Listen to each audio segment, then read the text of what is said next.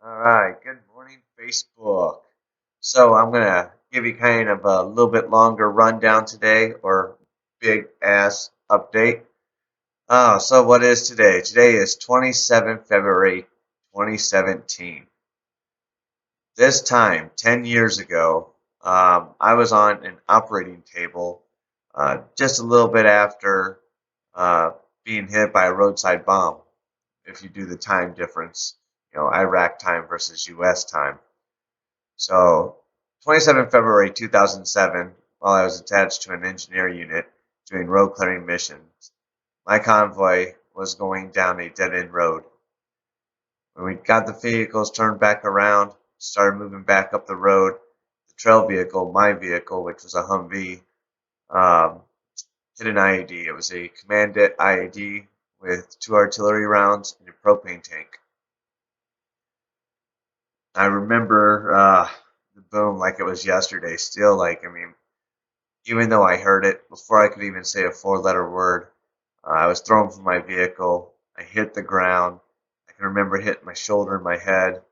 I just kind of tumbled a little bit. And, one of the things about military training, we do it over and over and over again. And, I took that second. You always take that second when you've been ambushed to get a battle damage assessment. And I saw my vehicle. I didn't see anything really out of the ordinary, but I didn't see my guys. So I got up to run for them. Before I could get to the vehicle, I could feel the flames hit me in the face. I felt like the majority of the fire was coming from my torso area.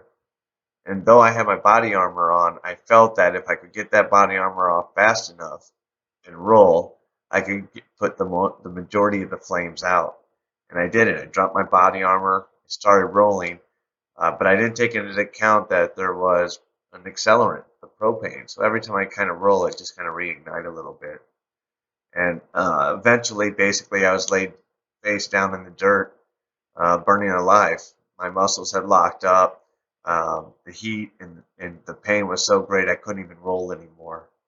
And everybody's idea of their life flashing in front of them is different. But for me, it was very straightforward.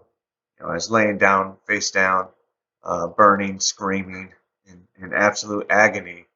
And, I thought, hey, here I am. I'm face down in the dirt in Iraq, and this is where I'm going to die.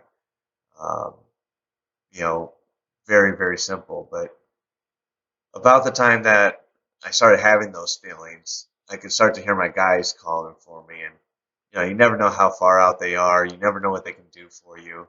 And before I know it, the first guy hit me with the fire extinguisher. And wow, I mean, it was just like a blanket of ice had been laid on me. It was um, very, very smoothing. Like, I mean, it instantly took the majority of the pain away. And I probably was going in shock a little bit at that point, but man, I can't put into words what that felt like. The second part of kind of what came over me at that moment was the emotional side of things.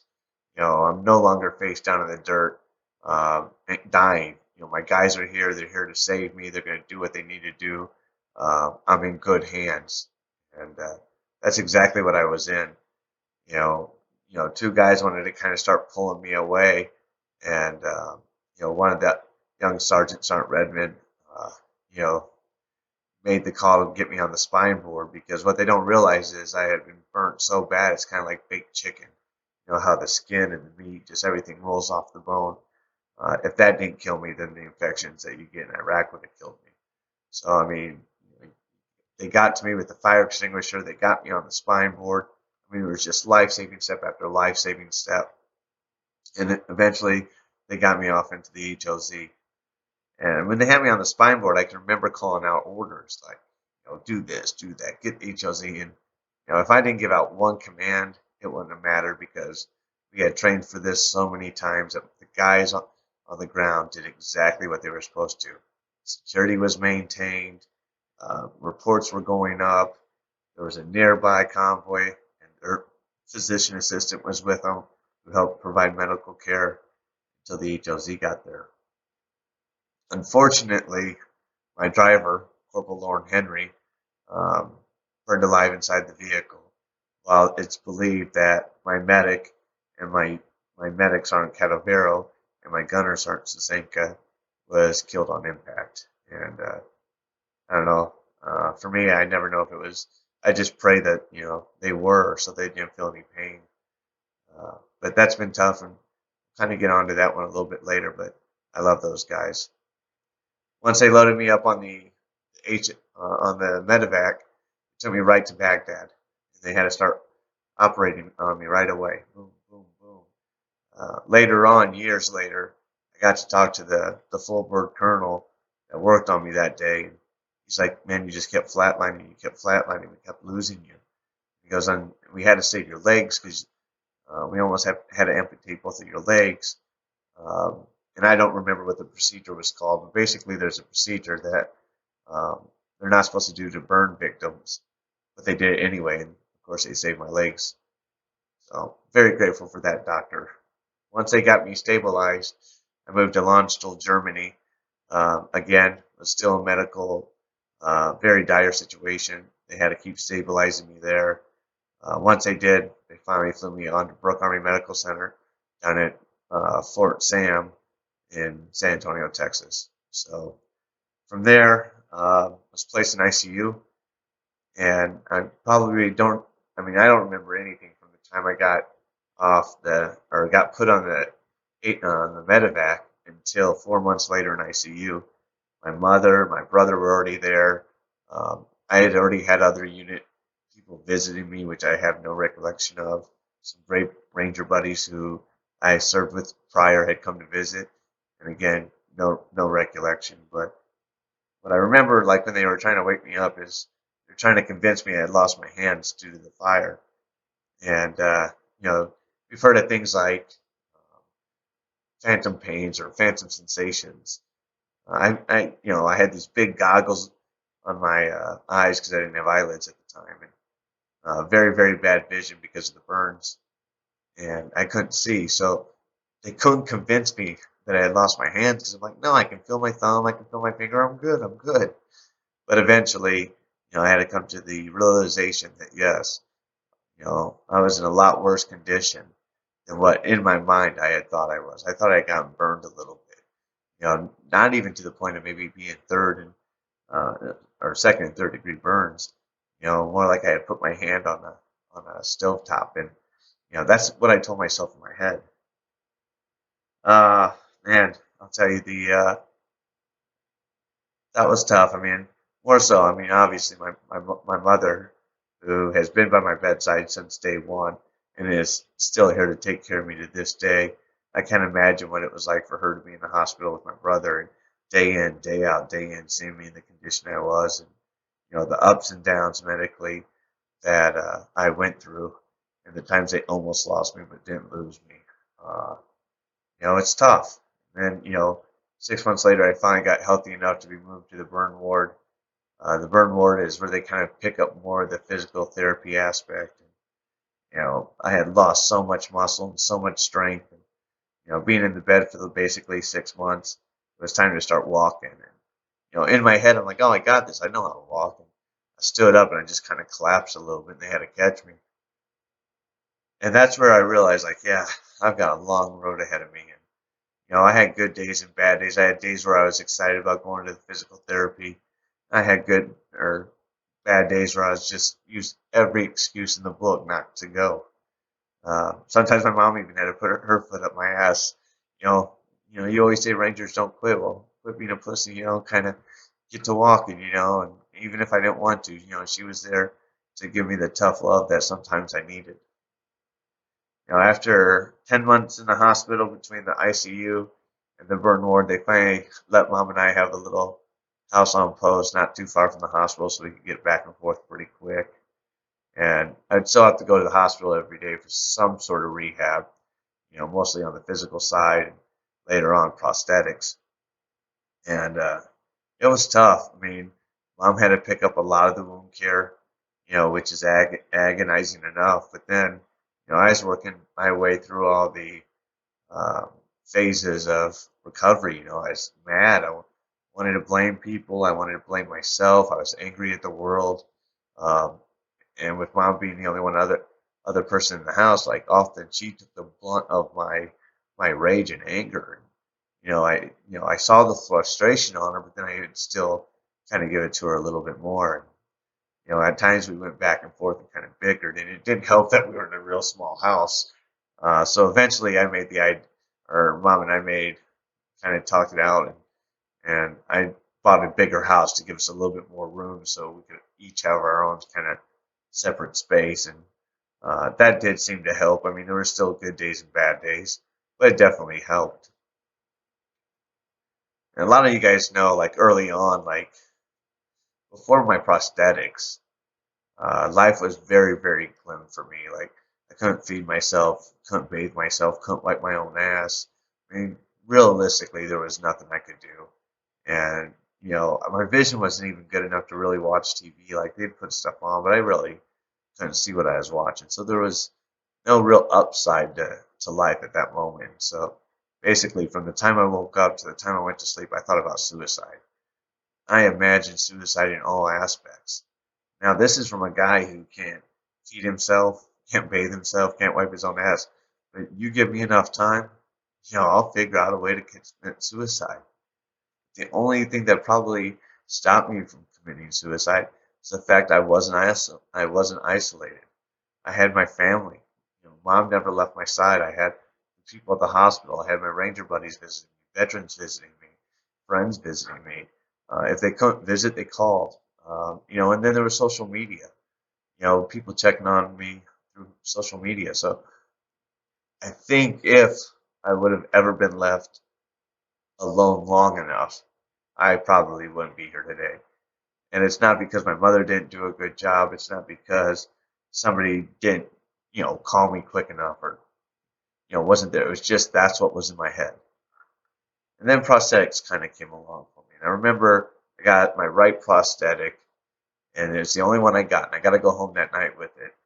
And Mom cut up my food, and it was amazing. Like I got to feed myself for the very first time. I mean, first night of having it. And I think that's what I needed. I needed that little bit of a light at the end of the tunnel to grab onto.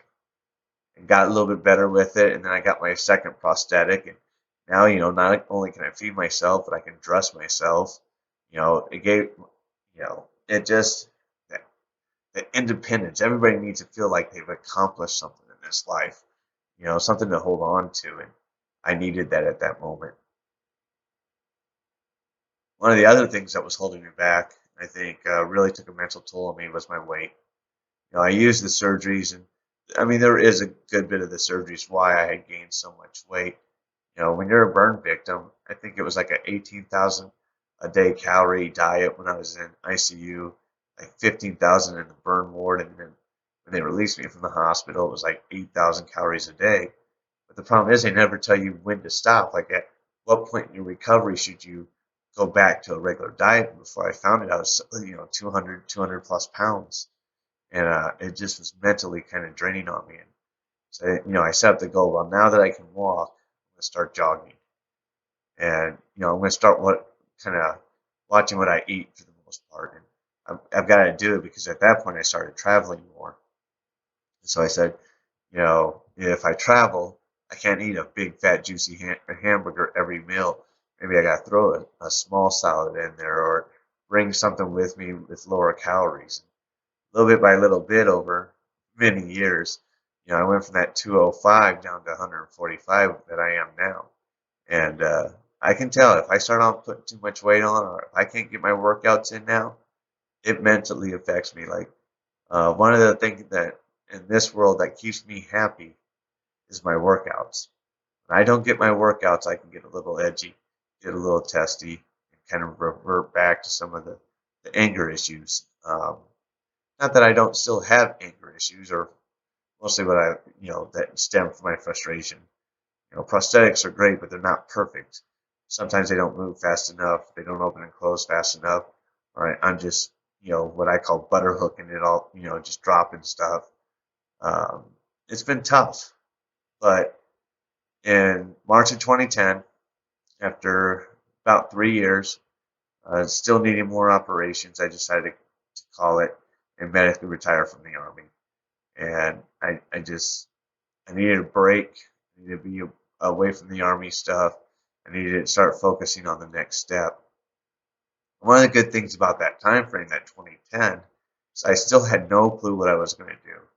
Even in the hospital, Mom, I'm done. Like, what am I going to do? I'm not working a 9 to 5 job. I can't do this. I can't do that. Mom's like, well, maybe you could be a professional speaker. And I was like, yeah, I can't talk in front of people. That's not going to happen. And, we fast forward many years and look, professional speaker, still talking to people to this day. Um, but people like Carl Munger were there. I originally got connected with Carl through one of my Ranger buddies who was a lieutenant in the other platoon in my company that I deployed with. He said, hey, there's this guy, Ranger Munger, and he's just adding all these Rangers to a network. You need to get connected to him. And, I sent him a friend request. We touched base. He's like, hey, I'll be in San Antonio in a few weeks. We link up. And sure enough, we met up for lunch at Hooters.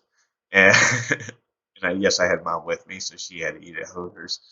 But that was a great meeting. And about that time, he was setting up the annual muster for the Ranger reunion in San Antonio. So I kind of helped him out with that.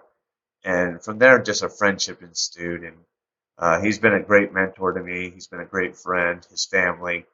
Carl's been a big part of my life, and I probably don't even tell him enough.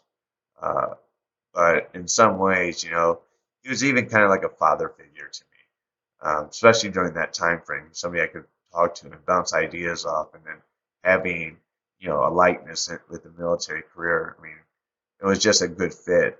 So when he was starting down fuel up, I wanted to be a part of it, and he had asked me to.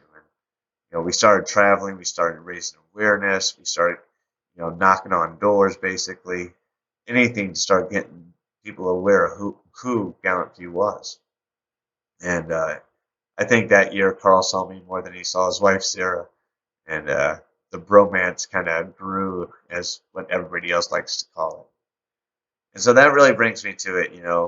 Um, yes, I've had a great support network. I don't think anybody can, whether you're healthy and you're fit and you're mentally on it, if you're transitioning out of the military, you still need a support network. You still need mentors. Along the way, every step of the way in the Army, you had leaders that were there. And some were good, some were bad. If you're going to have the same thing in the civilian world, you can't do it alone. I mean, the success rate of somebody who does it alone is very, very small. And you can be the most badass person in the world, but if you had a team of badasses that can help bounce ideas off and war game things, you're going to be that much more successful.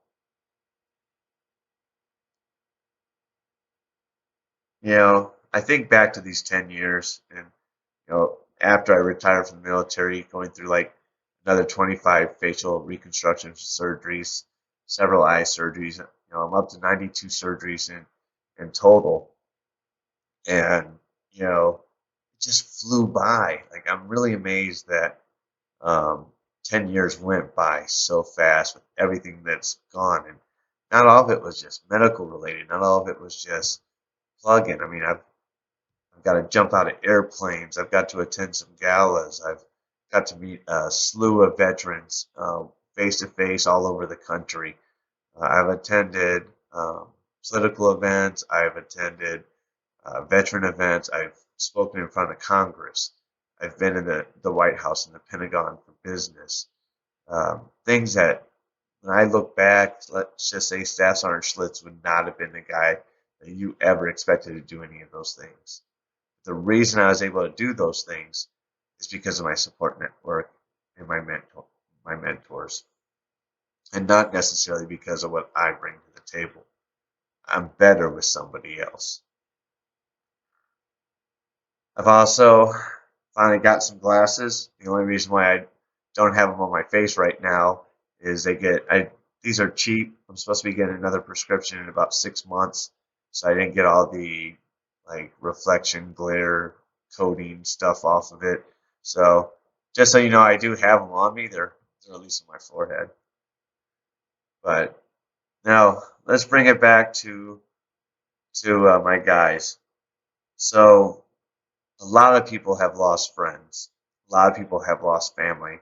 I know I have the utmost respect for so many of my Gold Star families I've come to know. Sue Penny, Jill Stevenson, Maggie Strickland, just so many. Just unfortunately too many to name. Um, Mickey Bryant. Uh, you know, I feel because I lost guys, but I will still not know the pain of losing a child, or a husband, or a wife, or a son, a daughter. I mean, these guys were what I felt like were my brothers, but um, it was tough. And I use this example um, quite a bit. A few years ago, I had gone to Cincinnati to speak at the Yellow Ribbon Fund, which provides scholarships in the name of some of the fallen heroes.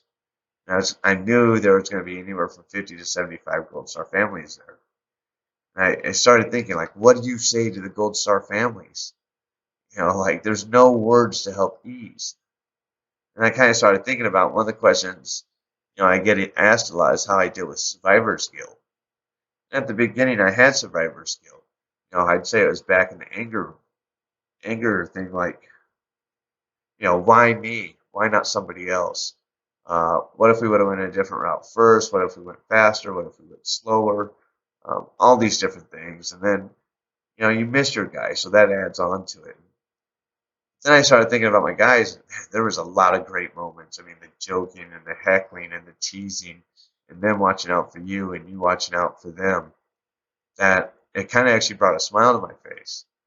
And I had already had some level of acceptance that no matter how many what ifs I say, it was never going to change. So I came up with this thing called survivor's pride. And my survivor's pride is that I am proud I got to serve with Corporal Lauren Henry, got to serve with Sergeant Jonathan Cadavero, got to serve with Sergeant Richard Susanka. Um, I knew these guys, and I'm proud of them. I mean, they chose to serve their nation. Corporal Lauren Henry, who was my youngest at 21, had joined the military as a stepping stone to go on to serve in the police force, and he was doing it. He was ready to go, and I think he had already somewhat been accepted to the police academy. I mean, these are guys that were strong-willed, determined, and motivated, and that's like why I would pick them to be my vehicle. Why I wanted those guys with me because they were the best. So when I was talking to the Gold Star families, I was like, think back. I mean, you guys have years and years and years that you knew your loved one. You should be proud of everything that they stood for, the men they became, the choices they made, the stories and memories you shared. There's more to be proud of than to be sad about. So instead of having survivor's guilt, I have survivor's pride. And I will continue to have survivor's pride. I will continue to look at things in a more positive way versus the negative side of doing things. And hopefully that helps. And maybe that little piece of advice will help one of you out there. But look, you're not going to change the past. I mean, most veterans that have been injured are asked, would you do it again? Hell yes, we do it again. But we can't change the fact. We can't go back and do it again. So what do? We push forward and hopefully find another way to be a successful member of society. So for today, being my 10-year anniversary, I do not call it a live day. I absolutely despise live days, at least the terminology. Um, for the most part, mine are a few flat lines here and there, and not on this particular day necessarily. I've been alive generally my whole life. I've got 40 years on this earth, and uh, I like to celebrate all those on my birthday. Today, I celebrate the accomplishments of my guys that I lost. Again, it's not about me, it's about my guys. And it's about the other guys who have lost guys. And it's about the guys that are going to be transitioning out of their services tomorrow. It's going to be about the people signing up to join the services today. That's who we need to keep our focus on. And Gallant Few has some sub-programs, the Darby Project, the Raider Project. Between Gallant Few, the Darby Project, the Raider Project, we have people ready to help. So if you're one of those people who are about to transition, or you've already transitioned and you need help, you need that mentor, you need some guidance, you need somebody just to kind of bounce things off. These are the organizations that do it, and they're here for you. And I would highly recommend you reaching out to them. And if you're not comfortable or you have more questions, then send me some of your emails. Send me a question to this page. Army veteran Michael Schlitz, and I'll do my best to help you. But just know, I think we have some better subject matter experts that if we get you enrolled, might be able to help you more than just what Michael Schlitz can do. With that said, we only have 2 days left of Run Ranger Run. Again, if you need your support, this is their only fundraiser throughout the year, their official fundraiser. And every penny counts, every dime counts, every dollar counts. And we have 2 days left to reach our goal of $175,000. And I guess this is my plea to everybody that hasn't given yet to consider. I mean, I don't care if it's $5, $10.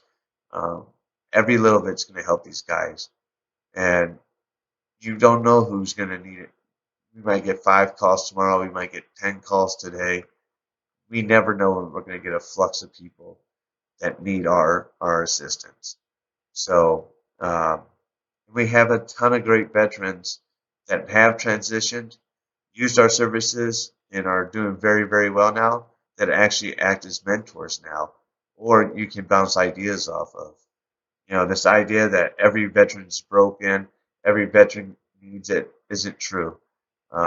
There's people that had great support systems and were able to move very seamlessly into their business. Now that oftentimes it looks that way, especially through social media, because we only post what we want to post. We post the good days. And I guarantee they still had some ups and downs to get into wherever they were at, but they were able to do it. And so we need to use their experiences. We need to help each other. But first, we have to make sure that we keep Gallant Few up and running so that when these veterans come to us, they can. So that's not my entire story. Obviously, there's a lot I left out. I didn't want this to be like 3 hours long. I think this has been long enough. But if you want to know why I run Ranger Run, if you want to know why I'm so passionate about Gallant Few, the Darby Project, and the Raider Project, I'm screwing this all up, aren't I? The Darby Project and the Raider Project is, for one thing, I've seen what a support system can do. I have seen what mentors can do. And I have acted as a mentor many times to people transitioning out. But sometimes I can't be where they need me to be, and it takes resources. So if you would, please visit the link in the comments or the link just below for Team Schlitz 2017 and consider just a small donation. Obviously, if you share this and maybe somebody else out there has the ability to share, that'd be great. We're in our last 48 hours, but I've been told that they will leave the site up probably up until about the 3rd, in case you don't get paid until the 1st and you really want to donate. We are going to leave it up for a couple of additional days, but if you can help in the next 48, help us reach our goals, I would be truly grateful. I have had amazing friends and supporters and people I don't even know who've donated to the team, and from the bottom of my heart, thank you. For my teammates who are out there plugging along, thank you for your support all month long, especially Dan Hutchinson, who has made me laugh by sending me a potato and running in weird outfits. Joy Clark, I'm not going to get too much into what Joy is up to, but she's been battling some hard times, but yet she's still stuck with her Run Ranger Run. My sis Melissa, a good friend from high school, Laura. I mean, a slew of great members on the team. So I couldn't, once again, I couldn't do it without my support. Couldn't do it without my team. So if you would, please donate and share. And don't forget, run, Ranger, run.